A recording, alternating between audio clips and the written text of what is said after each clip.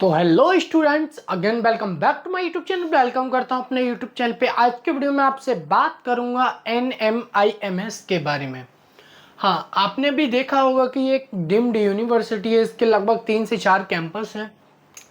इसको हम नारसी मुंजी भी बोल सकते हैं। ओके, अगर जैसे कि मैं बात करूँ इस कैंपस के बारे में, लगभग 40 से 42 पुराना मतलब ओल्ड कैंपस है।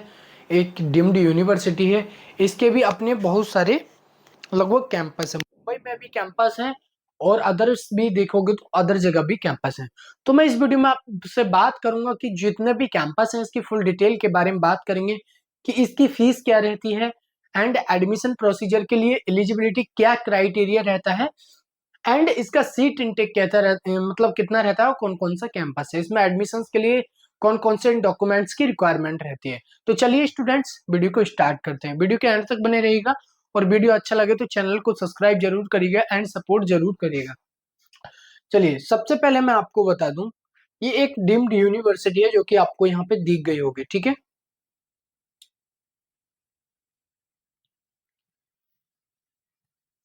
अगर जैसे कि हम बात करें इसके, सबसे पहले कैंपसेस के बारे में बात करेंगे। ठीक है, और MBA प्रोग्राम ऑफर करती है ये। ठीक है, मतलब जो अब मैं बात करने वाला हूं आपसे, इनटेक 2025 से 2026 वाले बैच के स्टूडेंट के लिए ये वीडियो है।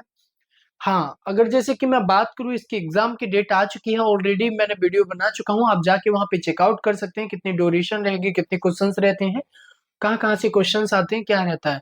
तो ये सब आप वहां पे जाके चेकआउट कर लीजिएगा। ओके, एंड अगर जैसे कि मैं बात करूं इसमें प्रोग्राम कौन कौन से ऑफर करता है, तो प्रोग्राम में आप देख सकते हैं ये सारे प्रोग्राम्स MBA में ऑफर करता है। ओके, फाइनेंस से लेके, मार्केटिंग से लेके, ऑपरेशन कम्युनिकेशन से लेके, डाटा साइंस से लेके आपका, और HR से लेके सारा कुछ। Mumbai campus, total seats of intake की हम बात करें तो 600 सीट्स और इनटेक रहता है मुंबई वाले कैंपस में। एलिजिबिलिटी क्राइटेरिया कैसे एडमिशन होगा वो भी मैं बताऊंगा। लगभग मुंबई वाले कैंपस के लिए लगभग आपका जो NMAT का स्कोर होना चाहिए लगभग 235, 232, 240 के अप्रोक्स में आपका होगा, तब जाके मुंबई कैंपस में आपका एडमिशन होता है। एंड इसमें अगर सेकंड पॉइंट की हम बात करें तो HR में कितना सीट इंटेक रहता है, 120 का। ठीक है, और बिजनेस एनालिटिक्स में भी 20 का रहता है, मुंबई वाले कैंपस की बात करूं। और डिजिटल ट्रांसफॉर्मेशन की हम बात करें तो 60 का इंटेक रहता है। अदरवाइज आप देख सकते हैं ये भी एक मैनेजमेंट का वो है स्पेशलाइजेशन, तो इसका भी रहता है। एंड हम बात करते हैं कि बेंगलोर में टोटल ओवरऑल कितना मतलब इंटेक रहता है। तो बेंगलोर का जो कैंपस है नारसी मुंजी का, तो उसका जो इंटेक रहता है लगभग 240 का इंटेक रहता है। आपको यहाँ पे सारा कुछ मैंने पूरा स्लाइड शो कर देता हूँ। ठीक है, तो आप यहाँ पे चेक कर लीजिएगा कि जो बेंगलुरु का कैंपस है इसका 240 का इंटेक रहता है। ठीक है, जिसमें से आपका बहुत सारी specialization, marketing, data science, HR, ये सब स्पेशलाइजेशन रहती हैं। पर स्पेशलाइजेशन वाइज देखोगे तो आपका लगभग वही 30-40 का अप्रोक्स में पड़ जाएगा। 60 का भी पड़ जाएगा, 60 के अप्रोक्स में।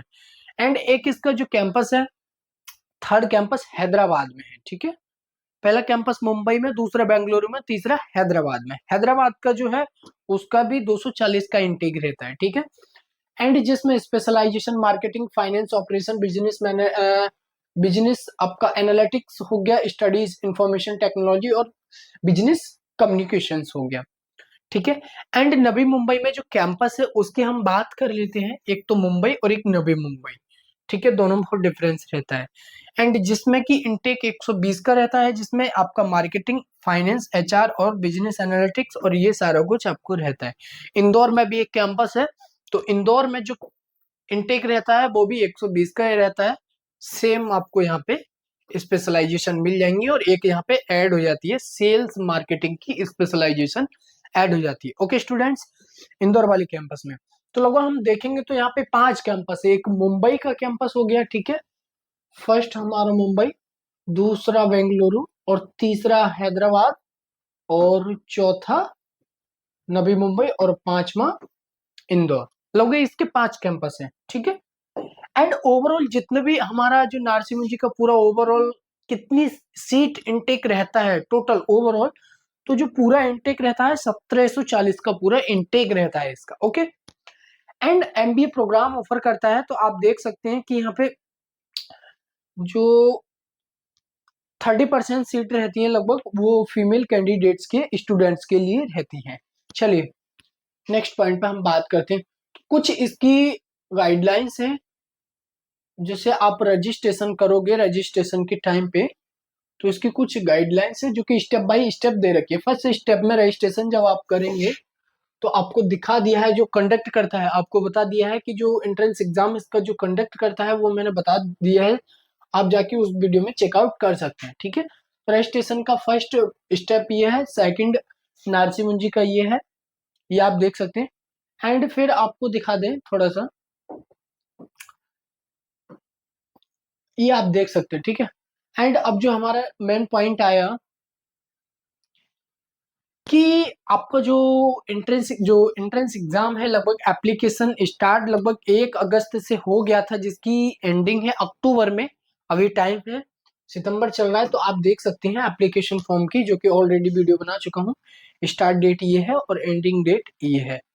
टोटल ऑनलाइन सारा कुछ जीएसटी वगैरह सारा कुछ काट कूट के इसकी जो कॉस्ट पड़ती है लगभग 2800 रुपये पड़ जाती है। कोई दिक्कत नहीं है, अप्लाई कर दीजिएगा, अच्छा खासा आप तैयारी करिएगा, अभी टाइम है, और जल्दी से फटाफट से अप्लाई करके आप वो अच्छे से स्कोर पाके, और अपना बजट आपका अगर ठीक ठाक है तो आप जाके वहां पे अप्लाई कर सकते हैं। ठीक है, अप्लाई करने के बाद आपको वहां पे एग्जाम, मतलब यहाँ पे 2-3 तरीके से यहाँ पे प्रोसीजर रहता है। एलिजिबिलिटी क्राइटेरिया की हम सबकी बात करेंगे, क्या क्या इसमें एलिजिबिलिटी क्राइटेरिया हर उसमें होना चाहिए। ठीक है, देख सकते हैं 25-27 बैच वाले, 25-27 बैच वाले स्टूडेंटों के लिए देखो, मुंबई कैंपस में अगर जैसे कि मैं बात करूं तो सबसे पहला प्रोसीजर है कि आपको नारसी मुंजी में अगर आप वो NMIMS अगर कैंपस में अगर आप एडमिशन लेना चाह रहे हैं तो सबसे पहले इसका एक एंट्रेंस एग्जाम वो देना जरूरी होता है। दूसरा, आपका 10+2+3 में आपका 50% प्लस होना जरूरी है। ओके, ठीक है, पर सब्जेक्ट वाइज। फिर उसके बाद में आपको यहाँ पे दिखा दे रहा है कि आपको एप्लीकेशन फॉर्म आपको अप्लाई करना पड़ेगा। ठीक है, उसके बाद आप कैंपस बाई कैंपस अप्लाई कर सकते हैं, जो कि आपको यहाँ पे पूरा स्लाइड भी शो कर दे रहा हूँ।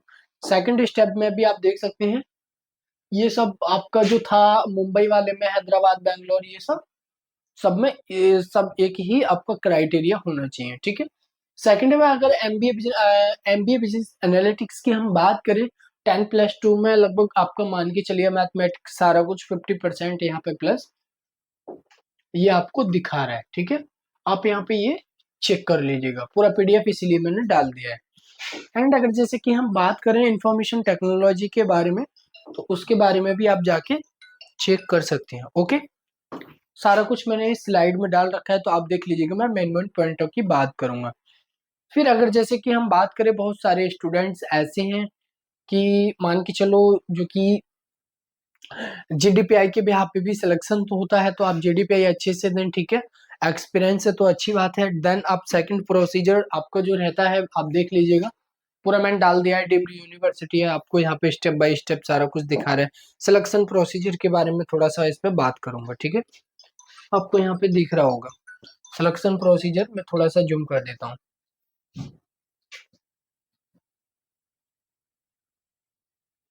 ठीक है, यहाँ पे सिलेक्शन पहला दिखा रहा है कि आपका एनएमसी से जो टेस्ट है वो देना जरूरी है। ठीक है, उसके बिहाफ पे यूनिवर्सिटी अपने प्रोग्राम जो जिसका एमबीए प्रोग्राम है उस प्रोग्राम में एडमिशन लेती है, जो कि मैं बता चुका हूँ, चाहे आपका मुंबई कैंपस हो या बेंगलुरु या हैदराबाद या नवी मुंबई।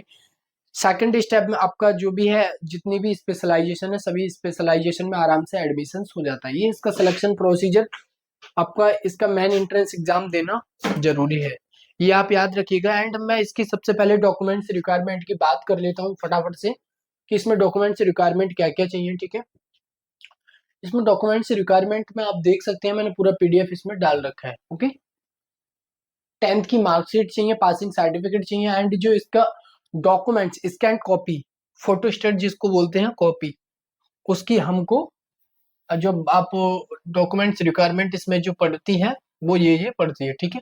फॉर्म अप्लाई करो या फिर आप एडमिशन वगैरह लेने जाओ तो इसके बिहाफ पे आपका एडमिशन होगा।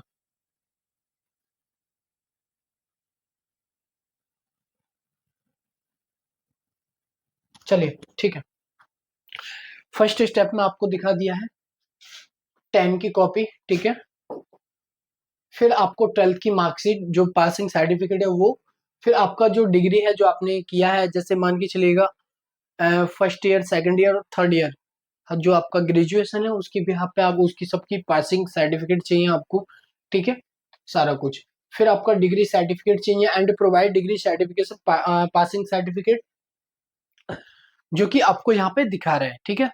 और जो आप देख लीजिएगा आपको सारा कुछ यहाँ पे दिखा रहा है, एआईयू यूनिवर्सिटी मतलब एआईयू से सर्टिफिकेट, यानी कि एआईयू का मैं मतलब बता दूं, जो भी आपका एआईयू से कोई भी डिग्री या फिर कोई यूनिवर्सिटी है तो फिर उसकी जो डिग्री इक्वल वैलेंट टू रहती है पीजीडीएम प्रोग्राम की। अगर कोई पीजीडीएम है एआईयू करा रहा है तो उसकी जो डिग्री रहती है इक्वल वैलेंट टू एमबी रहती है, ओके। तो इस चीज का आप याद रख लीजिएगा, ठीक है। ये मैंने आपको यहाँ पे सारा कुछ, फिर हम इसकी फीस के बारे में बात करेंगे। ये इसके सारे कुछ डॉक्यूमेंट्स रहते हैं। एलिजिबिलिटी क्राइटेरिया आप यहाँ पे देख सकते हैं, वर्क एक्सपीरियंस भी मांगता है, मेडिकल फिटनेस का सर्टिफिकेट भी मांगता है, मेडिकल पॉलिसी मांगता है, बहुत सारी चीजें आप देख सकते हैं, ठीक है। बैंक अकाउंट की भी डिटेल्स, सारा कुछ आप देख लीजिएगा, ठीक है। इसमें सारा कुछ डाल रखा है पीडीएफ में। हम मेन पॉइंट है की बात कर लेते हैं। सबसे पहले हम मैं फीस स्ट्रक्चर की बात कर लेता हूँ। वैसे आप इसका स्क्रीनशॉट ले लीजिएगा, जितना भी मैंने बताया मेन मेन पॉइंटों की, मैंने फीस स्ट्रक्चर, कैंपस एलिजिबिलिटी और मैं इन सब के बारे में बात किया था, ठीक है।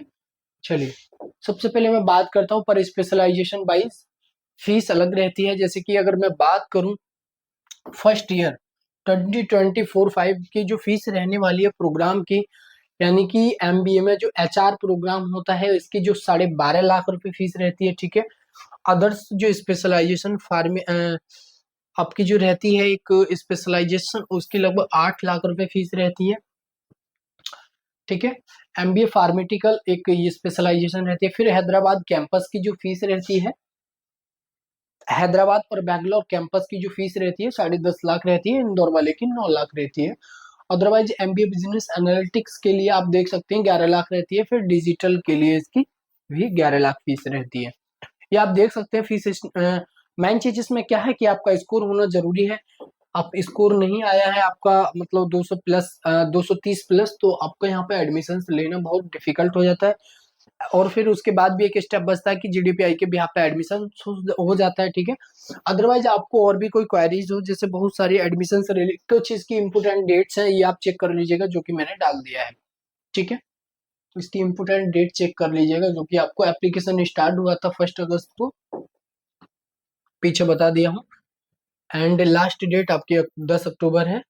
फिर सेकेंड ऑफ सिलेक्शन प्रोसीजर आपको डिक्लेयर बहुत जल्दी कर दिया जाएगा, ठीक है।